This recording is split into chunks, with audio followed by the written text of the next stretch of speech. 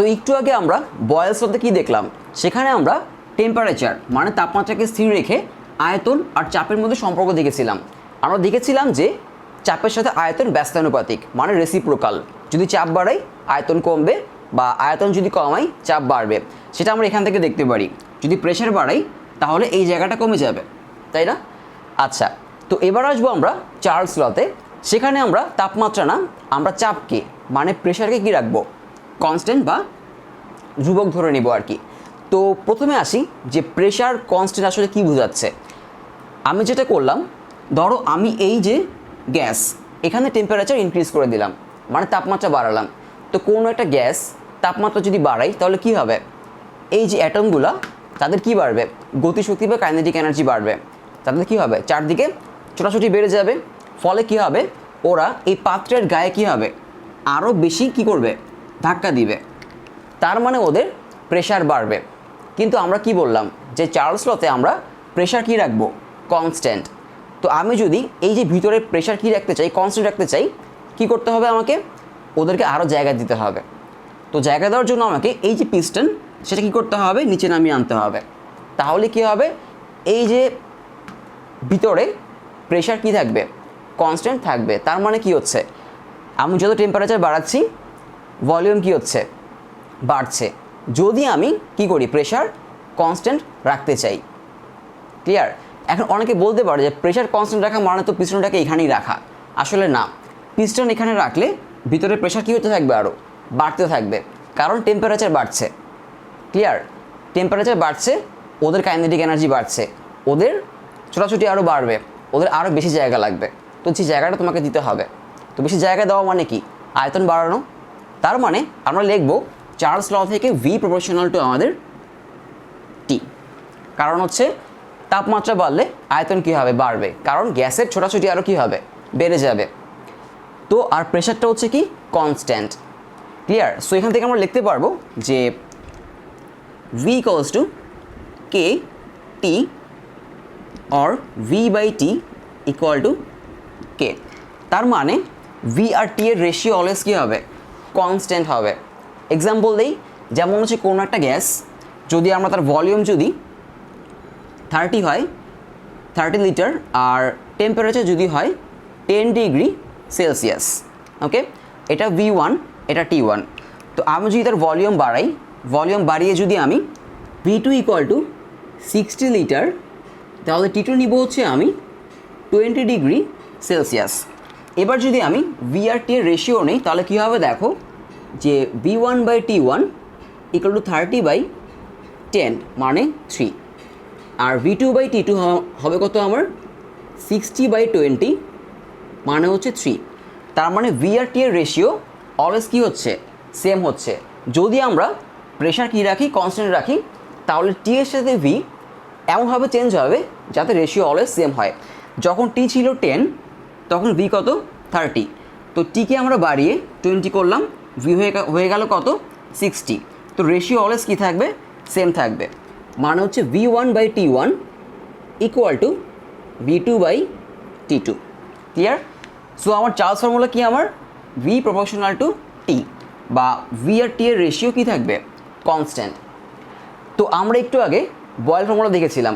বয়েলে কি দেখেছিলাম, যে টেম্পারেচার কী থাকবে, কনস্ট্যান্ট, আর প্রেশার আর ভলিউম কি, তাদের মাল্টিপ্লিকেশন কনস্ট্যান্ট, তাই না? এতটুকুই।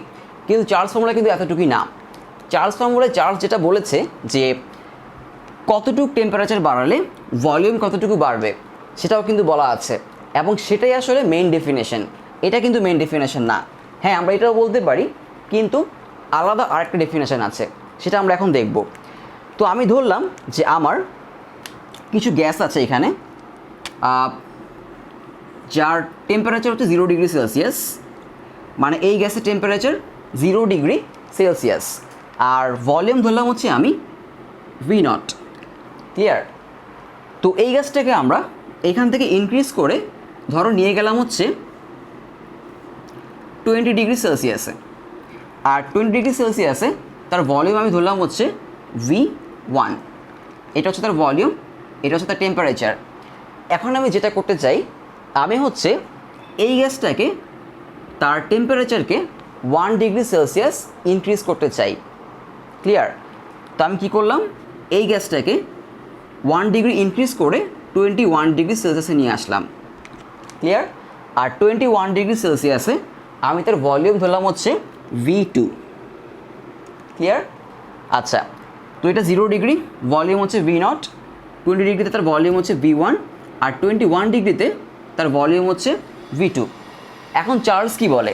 চার্লস বলে আমরা যদি কোনো একটা গ্যাসের টেম্পারেচার 1° বা 1 কেলভিন মানে 1 ইউনিট ইনক্রিজ করি, তাহলে তার ভলিউম 0°তে যে ভলিউম থাকবে তার 1/273 করে বাড়বে। মানেটা কি আসলে? এই V2 হবে হচ্ছে আসলে V1 প্লাস V0/273। বোঝা গেল? মানে তার মানে কি, 1° ইনক্রিজের জন্য তার ভলিউম কতখানি বাড়লো? ভলিউম বাড়লো হচ্ছে এতখানি, তাই না? তো এটাই চার্লস বলছে যে 1° ইনক্রিজ করার জন্য তার ভলিউম বাড়বে 0°তে যে তার ভলিউম তার 1/273 করে। আরেকটা এক্সাম্পল দিই, যদি আমরা তার টেম্পারেচার আরও 1° বাড়াই, মানে হচ্ছে আমি এটাকে 22°তে নিয়ে আসলাম, তার মানে কি করলাম, আরও 1° বাড়ালাম। তো এখানে আমি তার ভলিউম ধরলাম হচ্ছে V3। তো V3 এর ভলিউম কত হবে? সেটা হবে হচ্ছে V2 প্লাস V0/273, বা আমি লিখতে পারি V1 plus V0/273 plus V0/273। মানে আগে কত ছিল? আগে ছিল এতটুকু, তাই না? মানে এখানে ভলিউম ছিল এতটুকু, তার সাথে এতটুকু কী হলো? বাড়লো। মানে প্রতি 1°র জন্য 0°র যে ভলিউম তার 1/273 করে বাড়বে। এটা হচ্ছে চার্লস ফর্মুলা। ক্লিয়ার? আচ্ছা, তো এখান থেকে আমরা এখন খুব গুরুত্বপূর্ণ একটা জিনিস করব, সেটা হচ্ছে তোমাদের মাঝে মধ্যে এক্সপ্লেনেশন মানে হচ্ছে 2 মার্কস একটা কোশ্চেন আসবে যে প্রুফ করো যে 0° কেলভিনে কোনো একটা গ্যাসের ভলিউম বা আয়তন শূন্য হয়ে যায়, সেটা বের করতে হবে। ওকে, তো আমরা এখান থেকে দেখলাম যে 1° ইনক্রিজ করার জন্য আমরা যদি কোনো গ্যাসের তাপমাত্রা 1° ইনক্রিজ করি, তাহলে 1°র জন্য তার ভলিউম বাড়বে কত? 0°, তার যে ভলিউম এইটা তার 1/273 করে। এখন আমি যেটা করলাম, আমি ধরো এই গ্যাসটাকে 0° থেকে নিয়ে গেলাম হচ্ছে θ°তে, মানে এমন একটা টেম্পারেচার যেটা আমরা জানি না। তো এই যে θ°, সেখানে তার ভলিউম কত? সেখানে আমি ধরলাম তার ভলিউম হচ্ছে Vθ। কত? Vθ। এখন Vθ কত হবে আমার? Vθ হবে 1°র জন্য ভলিউম বাড়ে হচ্ছে V0/273। অতএব θ°র জন্য বাড়বে কত আমার? V0/273 ইন্টু θ, তাই না? কারণ 1°র জন্য বাড়ে হচ্ছে এতখানি, তাই না? সেটা আমরা একটু আগে দেখলাম। তাহলে এখানে আমি কতটুকু টেম্পারেচার ইনক্রিজ করলাম? θ°, 0 থেকে θ। তাহলে এই যে θ°, তার জন্য বাড়বে কত? এতটুকু, তাই না? তার মানে এখানে ভলিউম হবে আমার V0, মানে এই যে এই ভলিউমটা প্লাস V0 θ/273। ক্লিয়ার? এখানে ভলিউম ছিল V0, সেটা তো হবেই, তার সাথে এতটুকু বাড়বে, কারণ θ°র জন্য এতটুকু ভলিউম কি হয়? বাড়ে। তাহলে এটাই হচ্ছে আমার θ°C এই গ্যাসটার কি ভলিউম। এখন আমি এটা লিখবো এখানে যে Vθ equal to V0 plus V0 θ/273। আমি V0 কমন নিতে পারি, তাই না? কমন নিলে কী হবে? 1 প্লাস θ/273।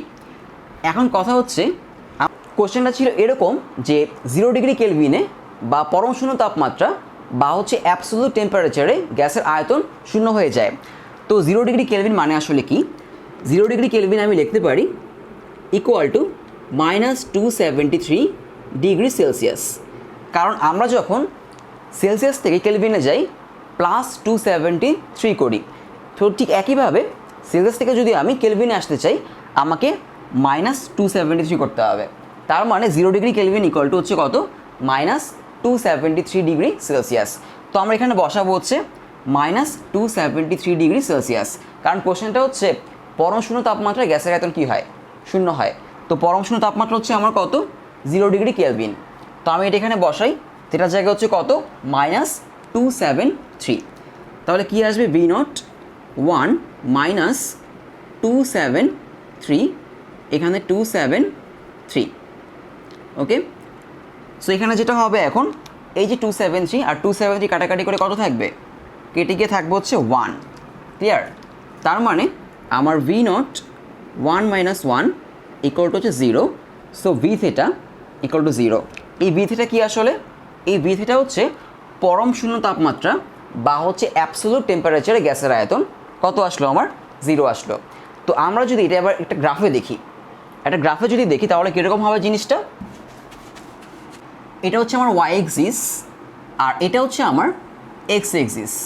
ওকে, তো আমি যেটা করব, এক্স এক্স বরাবর নিব হচ্ছে আমার টেম্পারেচার টি, আর ওয়াই এক্সিস বরাবর হচ্ছে আমি নিব ভি। ক্লিয়ার? তো আমি যদি এখানে কিছু মার্ক করি, যেটা হচ্ছে আমার 100 ডিগ্রি, 200 ডিগ্রি, 300 ডিগ্রি, 400 ডিগ্রি, আর এদিকে হচ্ছে -100, -200, -300। ওকে, সো এটা হচ্ছে আমার টেম্পারেচারের দিকে, আর উপরের দিকে হচ্ছে ভলিউম। এখন আমি যদি কোনো একটা গ্যাসের জন্য গ্রাফটা আঁকি তাহলে গ্রাফটা এরকম হবে যে, ক্লিয়ার? তার মানে আমরা কি দেখতে পাচ্ছি, যত টেম্পারেচার বাড়ছে ভলিউম কি হচ্ছে, বাড়ছে। আমি যদি ভলিউমের দিকে কিছু একটা স্কেল দিই, সাপোজ ধরো এটা 10, এটা 20, এই পয়েন্টটা 30, তারপর 40, তারপর 50, এরকম আর কি, তারপর 60। তাহলে দেখো, যখন টেম্পারেচার 100 তখন ভলিউম কত, যখন টেম্পারেচার 100 তখন ভলিউম 40। ওকে, ভলিউম হচ্ছে 40। আর যখন টেম্পারেচার 200 তখন ভলিউম কত, তখন ভলিউম 50। তার মানে টেম্পারেচার বাড়ছে, ভলিউমও বাড়ছে। এখন টেম্পারেচার কমতে কমতে যখন কত হলো, এটা কত, এটা হচ্ছে আমার -273, -273, এটা -300, আর এটা কত আমার -200। তার মানে -273 কোথায় থাকবে, এই জায়গাটা থাকবে, তাই না? তার মানে দেখতে পাচ্ছি যে গ্রাফটা আসলে এরকম হবে যে একটা গ্যাসের যত টেম্পারেচার বাড়াবো ভলিউম কী হতে থাকবে, ভলিউম বাড়তে থাকবে। তো টেম্পারেচার কমতে কমতে যখন -273 হবে তখন ভলিউমও কী হয়ে যাবে, 0 হয়ে যাবে। তো এটা হচ্ছে, আমি ধরো এই গ্রাফটা আমি P1 প্রেশারের জন্য আঁকলাম, কারণ চার্লস ল কী ছিল, চার্লস ল ছিল প্রেশার কী থাকবে, কনস্ট্যান্ট। এখন যদি আমি এই গ্যাসটার জন্যই, এই গ্যাসটার প্রেশারে যদি আমি P2-তে নিয়ে যাই তখন তার জন্য গ্রাফটা কী হয়ে যাবে, চেঞ্জ হয়ে যাবে। তখন ধরো এরকম আসলো, এটা P2 এর জন্য। ক্লিয়ার? মানে যতক্ষণ পর্যন্ত তার আমি প্রেশার কনস্ট্যান্ট রাখবো আমার এই গ্রাফটা থাকবে একটা স্ট্রেট লাইন।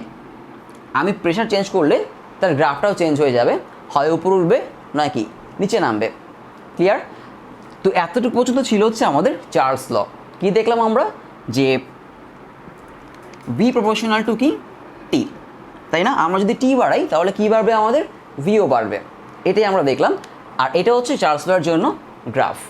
-273 ডিগ্রিতে কী হয়ে যাবে, তার ভলিউম 0 হয়ে যাবে। তো এবার হচ্ছে আমরা যাব আমাদের থার্ড লতে, সেটা হচ্ছে ল অফ প্রেশার। তো দেখেই আসলে বোঝা যাচ্ছে ল অফ প্রেশার মানে চাপ নিয়ে কাজ করব আমরা।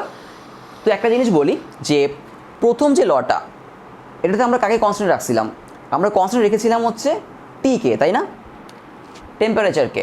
আচ্ছা, আর চার্লস লতে আমরা কনস্ট্যান্ট রাখলাম হচ্ছে পিকে। আর ল অফ প্রেশারে আমরা কনস্ট্যান্ট রাখবো কাকে, ভিকে। তার মানে কাজ করব আমরা কাকে কাকে নিয়ে, কাজ করব পি আর টিকে নিয়ে। আর এই লটা একদম চার্লস ল এর মতো, মানে চার্লস ল এর মতোই ঠিক এরকম একটা গ্রাফ আসবে, ঠিক এরকম একটা ব্যাপার এখানে আসবে যে টি বাড়ালে পি বাড়ে। তো আমরা এখন ল অফ প্রেশারটা দেখি।